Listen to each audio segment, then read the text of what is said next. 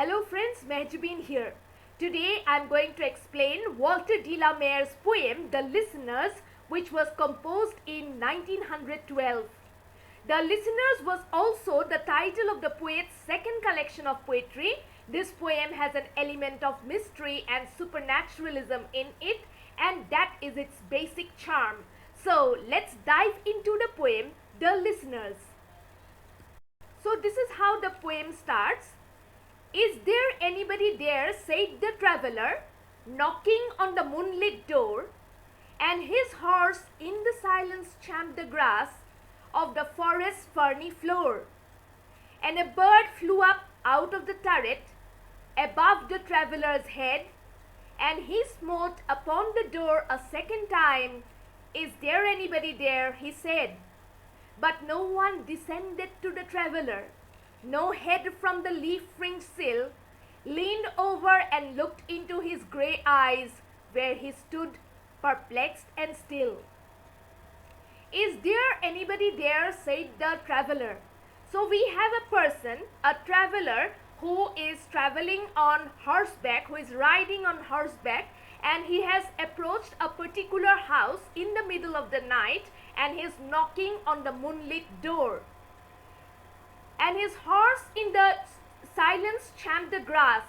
And while the traveler is knocking on the moonlit door, the door on which the rays of the light moon has fallen, and his horse is also busy, the horse in the silence, he is champing the grass. That means he is feeding on the grass, he is chewing, he is munching, or he is biting the grass of the forest ferny floor. The floor of the forest which is covered with shrubs or ferns. And a bird flew up out of the turret. At that moment, because the silence had been broken, a bird perhaps a bird which was sleeping, it got disturbed and it flew up out of the turret. Turret means the tower of the house, this castle-like house, above the traveler's head. And the bird, it flew above the head of the traveler. He saw the bird and he smote upon the door a second time, and for a second time he struck upon the door. "Is there anybody there?" he said, and he asked the question again. He repeated his question, that "I want to know if there is anybody inside the house." But no one descended to the traveler, but nobody responded to the traveler's question. Nobody popped his head out of the window. No one descended to the traveler. No response. He got no response from anybody. No head from the leaf-fringed sill, and nobody popped his head from the windowsill. The windowsill which had been bordered by leaves. No head from the leaf-fringed sill leaned over and looked into his grey eyes.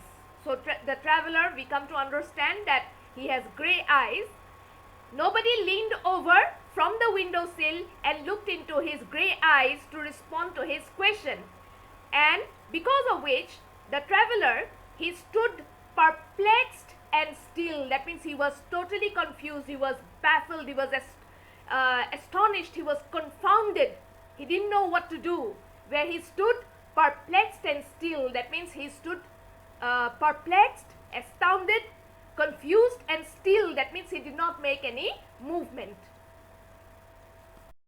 But only a host of phantom listeners that dwelt in the lone house den stood listening in the quiet of the moonlight to that voice from the world of men, stood thronging the faint moonbeams on the dark stair that goes down to the empty hall, hearkening in an air stirred and shaken by the lonely traveler's call. And he felt in his heart their strangeness, their stillness answering his cry, while his horse moved, cropping the dark turf beneath the starred and leafy sky. But only a host of phantom listeners. A host means a team, a collection, a group. But only a host of phantom means supernatural, ghostly. But only a host of phantom listeners.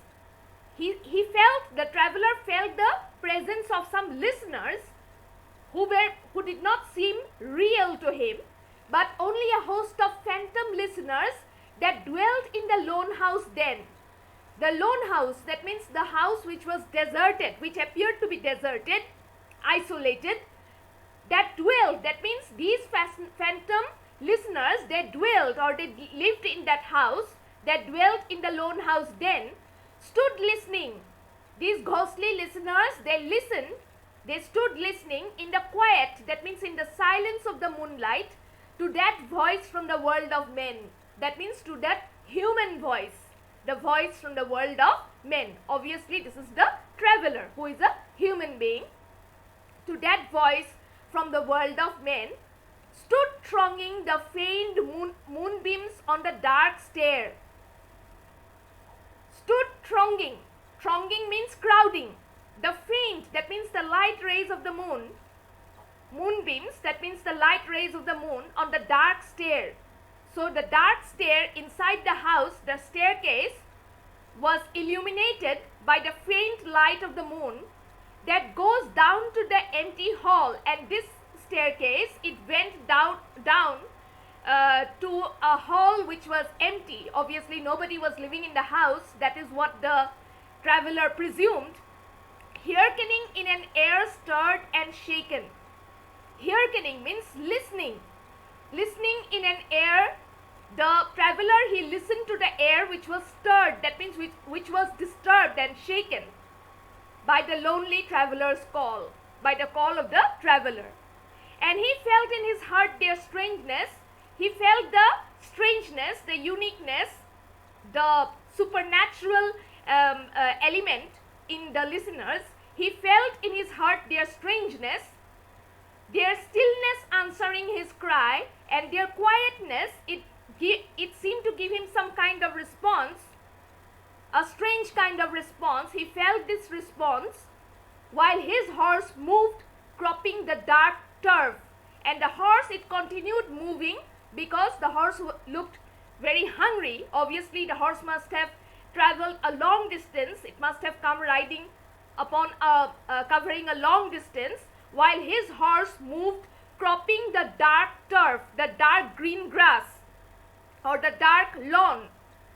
So the horse, it continuously started chewing the grass. It continuously chewed the grass beneath the starred and leafy sky. That means beneath the sky which was covered with stars. The sky was full of stars, and directly above the traveler's head, he saw the leaves of the big trees, and then through the gaps between the leaves, he could see that the sky was also fully covered with stars. For he suddenly smote on the door even louder and lifted his head. Tell them I came and no one answered, that I kept my word, he said. Never the least stir made the listeners, though every word he spake fell echoing through the shadowiness of the still house from the one man left awake. They heard his foot upon the stirrup, and the sound of iron on stone, and how the silence surged softly backward when the plunging hoofs were gone. For he suddenly smote on the door even. So, for he suddenly smote, that means he struck on the door, he hit the door again, even louder, and this time he applied bigger force, even louder, and lifted his head. And he lifted his head because now by this time he was planning to depart. He has made up his mind. He was thinking there's no point staying on because he wasn't getting any kind of response. So he thought it would be better to go back. Tell them I came and no one answered. So when the owners of this house, when they come back, give them the information, give them the news that I came. And although I came, I did not get any response from anybody here. That I kept my word, he said. And he also said that I came today in the middle of the night because I had made a promise to the to the family members living here that I would be coming tonight, and I kept my promise. I kept my word. Never the least stir made the listeners, but the listeners, although they continued listening to what he was telling, they did not move. Stir means they did not move, though every word he spake, although they listened to each and every word he spoke or uttered, fell echoing through the shadowiness of the still house.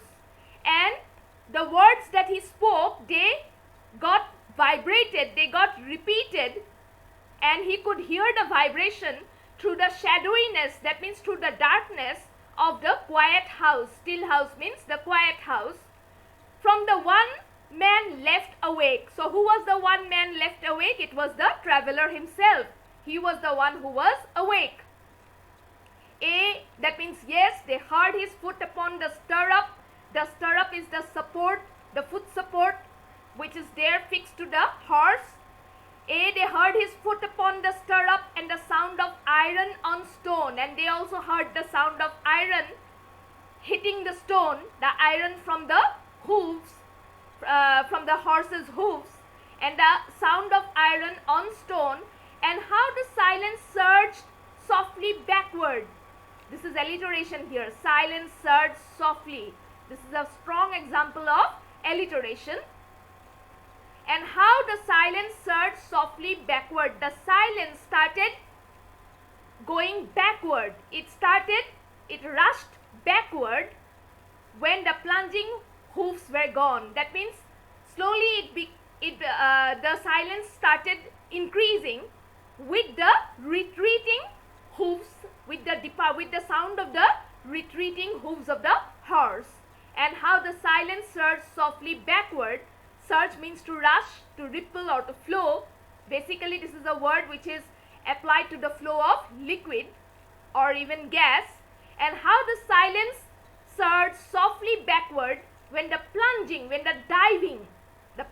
hooves, that means the foot of the animal, the foot of the horse, when the plunging hooves were gone. That means when the sound of the hooves could no longer be heard, the original silence of that house, of that isolated house, it returned. So the house got back its silence, the quietness that it had lost because of the appearance of the traveler. Well, that's all for today. Thank you so much for sticking around. Do consider subscribing to this channel. I upload poetry explanations on top Indian American and English writings. Do check out the playlist, and I'll also be making a summary video on the poem The Listeners. Subscribe so you don't miss anything. Meet you again very soon. Bye.